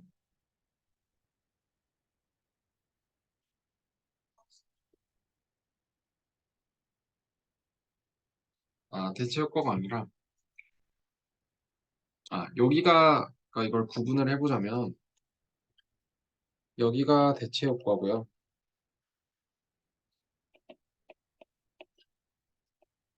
여기가 소득 효과라고 할 수 있을 것 같습니다. 대체 효과는 뭐 이자율이 낮아지면 effective cost of consumption in period 1 relative to period 2 이게 중요한 거죠. 상대 가격. 절대적인 게 아니에요. 얘는 항상 상대적인 겁니다. 상대 가격이 낮아지겠죠. 따라서 budget line becomes shallower. shallower이라는 뜻은 뭐 좀 더 완만해진다는 뜻이니까 여기서 이만큼 낮아졌다는 소리죠. 그래서 대체 효과에 따라서 상대 가격이 달라지고 이거에 따라 예산선의 기울기가 낮아진다. 이게 대체 효과에 대한 얘기였고요. 소득 효과는 좀 다를 수가 있어요. 왜냐하면 어,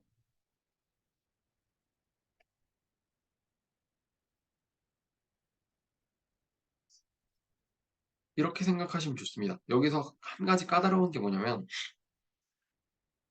어,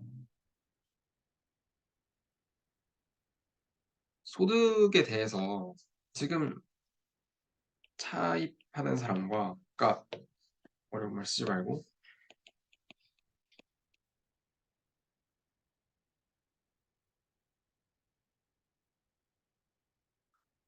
얘네 둘을 비교를 해봤을 때 지금 이 1번에서 A번에서의 옵티멀 포인트에 따라서 이 사람은 바로 빌리는 사람이에요.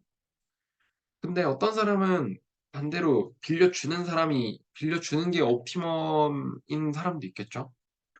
그런 사람 같은 경우에는 얘네 둘을 비교를 해보면 이자율이 떨어졌어요. 이자율이 떨어지면 빌린 사람 같은 경우에는 갚을 돈이 줄어드는 거죠. 갚을 돈이 들었다는 소리는 이 사람의 소득이 늘어났다는 소리예요. 소득 증가. 반대로 빌려준 사람 같은 경우에는 소득이 줄어들었다는 소리입니다.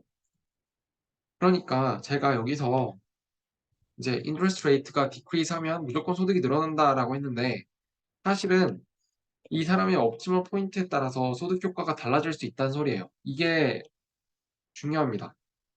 이걸 고려를 꼭 해줘야 돼요. 여기서는. 그래서 여기서 말하는 거죠. 어, price shift before the consumer borrowed 라고 되어 있으니까 이 사람은 빌린 사람이니까 decline in the interest rate increases the consumer's income. 그러니까 어, 이자율이 떨어지면 이 사람은 갚을 돈이 줄어드니까 내 소득이 늘어난다라고 볼 수 있는 거죠. 즉 소득 효과가 플러스 쪽으로 늘어난다는 소리예요. 이렇게 볼 수가 있고요. 그래서 여기서 주의해야 될 점은 일단 1번 이자율은 상대 가격이다 라는 점과 상대 가격이라는 점에 따라서 대체 효과는 명확한데 소득 효과가 지금 이 사람의 포지션에 따라 좀 달라질 수 있다. 이 사람이 빌려주는 사람일 때랑 빌린 사람일 때 얘네 둘은 서로 다른 완전 반대의 이 이해관계를 가지고 있으니까 이자율에 따라서 소득 효과는 서로 반대로 나타날 수 있다. 이렇게 기억하시면 될 것 같습니다. 다음에 3번인데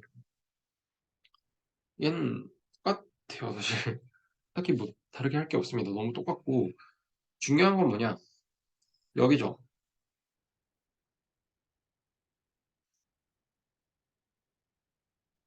그러니까 얘의 예산 제약식이 조금 달라진 거예요. 어, 첫 번째 기에서는 M1에 대해서 이제 저 타우만큼 요거를 있으면 저 타우라고 하는데 저 타우의 비율만큼 세금으로 뜯어가요. 뜯어가는데 그 다음 기 2기의 미래에 요 뜯어간 만큼 그러니까 어, 요만큼 똑같은 값을 Q만큼 이제 2기에 돌려준다는 거죠. 그러면 첫 번째 문제는 What is the value of Q that makes present value of income? 아,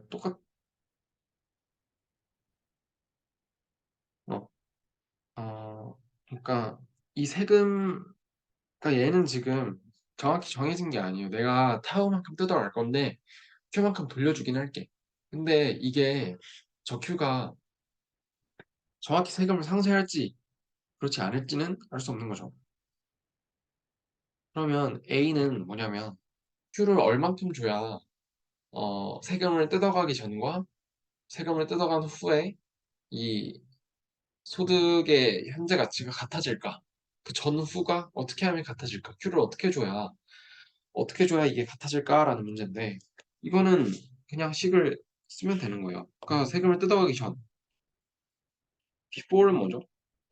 M1 더하기 1 플러스 R분의 M2죠.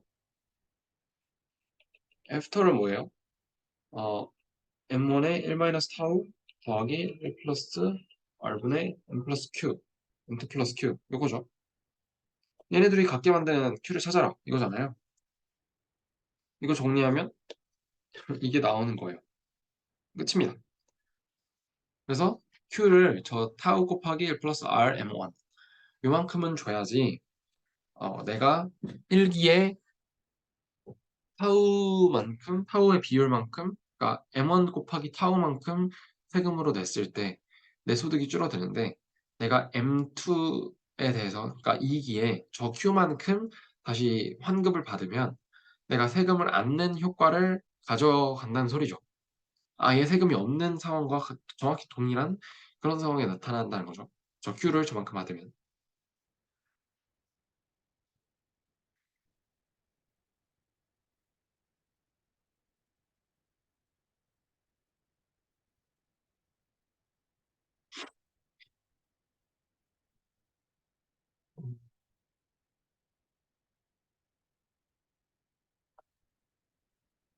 지금 문제에서 정확히 뭘 하는 건지 지금 잘 모르겠는데.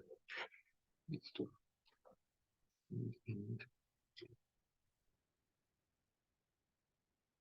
그러니까 이걸 좀 분석을 해보라 이 얘기겠죠. 그러니까 내가 타워만큼 뜯어갔을 때 이 소비자들이 그 세이브, 저축을 얼마나 할까라는 그 효과를 분석을 해보라는 소리인데 애초부터 그 뭐야 저축을 하던 사람이랑 처음에는 저축을 안 하던 빌리던 사람, 오히려 빌리던 사람, 요 두 가지 경우로 나눠서 생각을 해보자라는 얘기예요. 그러면 지금 효용함수가 이렇게 생겼었죠? 다른 애예요, 얘랑. 그러면 얘 곱더글라스니까 그냥 아까 제가 써놨었던 그, 뭐냐, 이게 아니죠.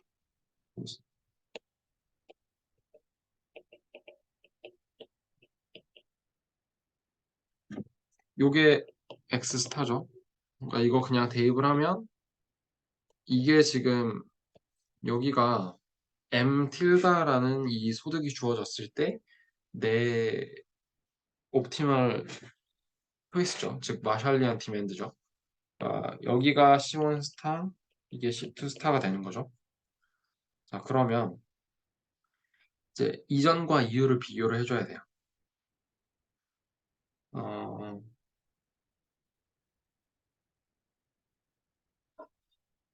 이전에는 이제 이 사람의 예산 제약식이 어떻게 돼 있었냐면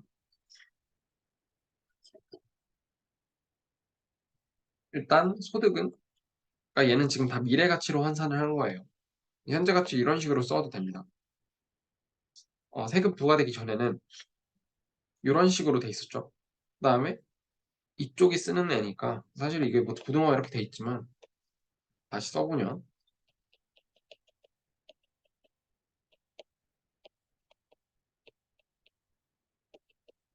이거라는 거예요.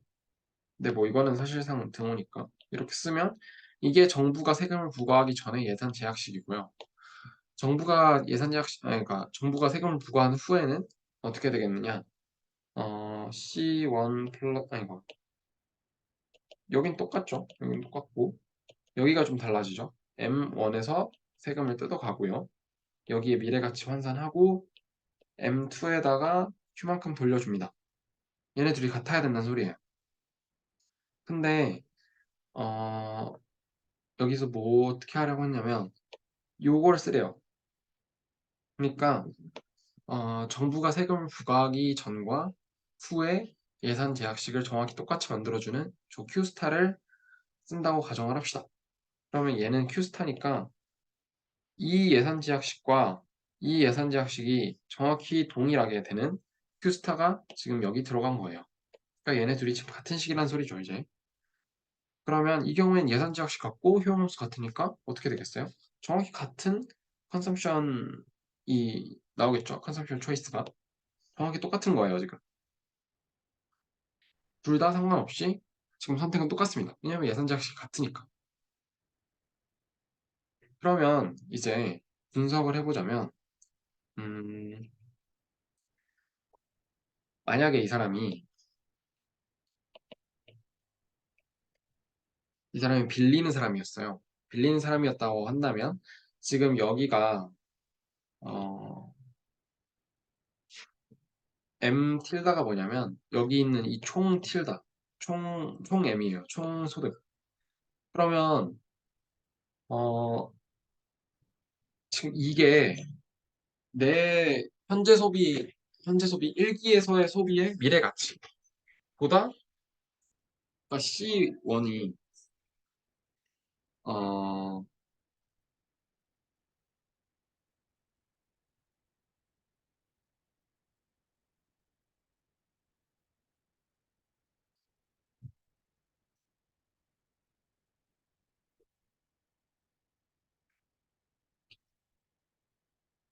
뭐, 세이버.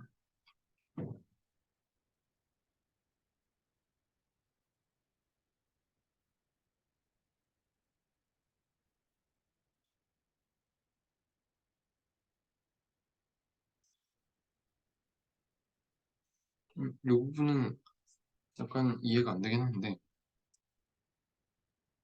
제가 생각하기로는 아까 여기서 지금 얘가 M1이었고 얘가 C1 스타였으니까 C1 스타 마이너스 M1만큼 빌린다라고 이해를 했는데, 저도 그렇게 배웠고. 근데 여기서는 지금 이게 지금 C1 스타고, 여긴 M1 1 플러스 R까지 들어가 있는데, 근데 사실 제가 생각하기로는 요 amount borrowed in period 1 이라고 하면 C1 스타 빼기 M1이어야 될 것 같거든요. 그래서 요거는 조금 이상하긴 한데, 그래서 저는 제 생각에는 이 amount borrowed라고 하면, 그러니까 내가 현재 소비를 이 C1 스타만큼 하기 위해서 미래로부터 끌어온 돈, 즉 빌려온 돈이, 그러면 어 마이너스 M1 이렇게 돼야 될 것 같거든요. 그래야 요만큼을 빌려와서 내가 지금 쓴 거잖아요. 그래서 이렇게 생각을 해야 될 것 같고, 만약에 이 사람이 saver, 그러니까 빌려주는 사람이라면 나는 현재 내가 갖고 있는 현재 소득 1기에서의 소득보다 내가 더 빌려주니까 그거보다 덜 소비하겠죠. C1이 더 작겠죠. 그러니까 amount of borrowing is negative. 이게 무슨 소리냐? 그냥 C1 스타 빼기 M1이 0보다 작다 이 소리죠. 그 다음에 government intervention이라고 하면 the amount borrowed is, 그러면 이 경우에도 저는 똑같이 이렇게 생각을 합니다. 왜냐하면 얘가 내가 세금을 내고 나서 남은 1기에서의 소득일 거고, 얘가 옵티마이즈를 했을 때 내가 1기에서의 소비하고 싶은 최적의 소비량이니까 여기서 이만큼을 빼줘야 세금 부과한 후에 amount borrowed가 이렇게 될 것 같아요. 제 생각엔 그렇습니다. 이렇게 될 것 같고, 그래서 이렇게 amount borrowed가 세금 부과 전후에 달라진다라는 것 같습니다. 그러면 어, 만약에 이 사람이 지금 뭐가 중요한 거냐면, 이 세금 부과와 상관없이 예산 제약식은 항상 똑같아요. 뭐 때문에 똑같냐면 Q 때문에 똑같은 거죠.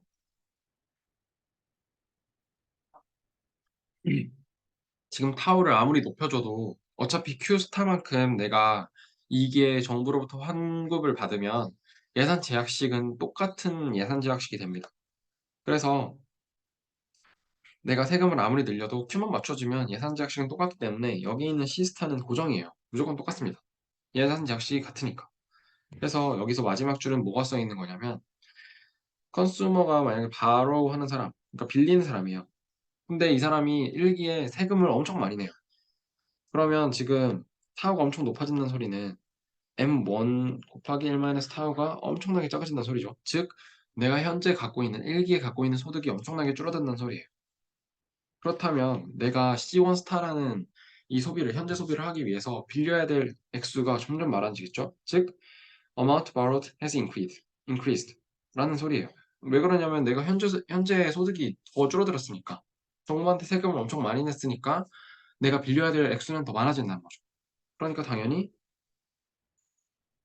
빌린 사람 더 많이 빌리겠죠. 반대로 어, a saver will save less. 왜 그러냐면 지금 이 경우에는 이 사람의 C1, saver의 C1, 얘는 C2 스타라고 할게요. 얘는 지금 얘보다 작았어요, 원래. 얘보다 애초에 작았는데, 지금 이게 세금을 부과하고 나서도 더 빌려준다고 생각을 해보면 이거보다도 작겠죠. 근데 세금을 더 많이 뜯어가요. 세금은 지금 빌려주는 사람이나 빌리는 사람이나 동등하게 되는 거니까 이 사람의 입장에서도 M1, 내가 가지고 있는 현재 소득에 대해서 세금을 더 뜯어가면 이만큼이 될 거고, 내가 계속해서 세이브하는 사람이라면 지금 이거에 대해서도 세금을 내고 나서도 나는 더 세이브를 하고 싶다는 거예요. 애초에 현재 소비를 하려는 마음 되게 없는 사람이라는 거죠. 그럼에도 불구하고 정부가 계속해서 세금을 올리게 되면 언젠가는 얘가 얘보다 커지겠죠. 그러면 나는 더 이상 세이브를 할 수가 없는 거예요. 왜냐하면 정부가, 나는 저축을 하려고 했는데 내 현재 소비에서, 아니, 현재 소득에서 나는 저축을 많이 하려고 했는데, 그거보다 내가 저축하려는 것보다 더 많이 정부에서 세금을 뜯어가 버리니까 내가 아무리 그래도 요만큼 써야 되지 않겠냐, 내 효용 극대화를 위해서 요만큼 써야 되지 않겠냐라는 게 이 사람이 C1스타였는데, 이 C1스타는 애초에 원래는 이 현재 소득보다 M1보다 엄청 작았어요. 심지어는 처음에 세금 부과했을 때 M1 곱하기 1-타워보다도 작았어요. 근데 이 경우에는 예를 들어 이 정부 세금이 엄청나게 늘어난다면, 타워가 거의 0.99까지 된다면 M1, 즉 내가 현재에 사용할 수 있는 현재 소득이 거의 0에 가깝게 엄청 줄어든다는 거죠. 이 경우에는 그러면 아무리 원래는 빌려주는 세이버라고 할지라도 내 효용을 극대화하기 위해서 나는 현재의 소비를 그래도 이 정도는 해야 되지 않겠냐, 생필품을 사야 되지 않겠냐라는 그 정도의 작은 C1 스타였는데, 내가 정부한테 세금을 너무 많이 뜯겨버리니까 궁극적으로는 이런 식이 성립을 해버려서 세금을 내고 난 다음에 내가 남아있는 소득, 나한테 남아있는 소득보다 내 현재 소비가 더 커져서 결국에는 세이버가 세금을 뜯기고 나니까 남아있는 게 없어서 더 빌려올 수도 있다는 거죠. 세이버가 아니라 바로워가 될 수도 있다는 거죠. 이게 마지막 문장의 뜻입니다. 네. 이렇게 생각을 하시면 될 것 같고, 사실 딴 거는 모르겠는데 여기 있는 이 두 식은 조금, 저는 이 이절이 없어져야 될 것 같거든요. 근데 제가 틀렸는지 아니면 뭐 오타가 있는 건지 잘 모르겠네요. 왜냐하면 요 위에서는, 여기는 뭐냐, 여기서는 지금 이렇게 돼 있잖아요. C1 스타에서 M1만큼 빼서 3,040원 요만큼을 빌린다라고 되어 있는데, 여기는 이자율까지 고려한다고 돼 있어서 제가 생각해도 사실 지금 말 뜻만 보자면 1기에 The amount borrowed in period 1 이렇게 돼 있으니까 얘는 내가 C1 스타를 결정을 하고 이 C1 스타를 만족시키기 위해서 얼마나 더 빌려올까라는 문제인데, 그럼 그 빌려오는 액수는 이 C1 스타 마이너스 M1 요거만큼이어야지 저 1 플러스 R을 굳이 고려할 이유가 없어 보이는데, 네, 이거는 저도 헷갈리는데 하여튼 중요한 건 사실 뭐 이 글들입니다. 이 의미들이 중요한 거니까 요 1 플러스 R에 대한 거는 한번 여쭤보시면 좋을 것 같습니다. 네. 그래서 요 프로블럼 셋 후 두 번째까지 다 풀었고요. 네, 다음에는 이제 일단 보니까 여기가 아직 그 기대 효용 이론 거기더라고요. 그다음에 요 프로블럼 셋 4 요게 생산자 이론 관련된 거고. 그래서 일단 지금 일반 균형 이론을 거의 다 했으니까요. 여기부터죠. 여기부터 설명을 하면 되니까 일단은 다음 주까지는 문제를 풀도록 할게요. 근데 네, 일단 풀도록 하겠습니다. 그래서 오늘은 여기까지 하고 마치도록 하겠습니다.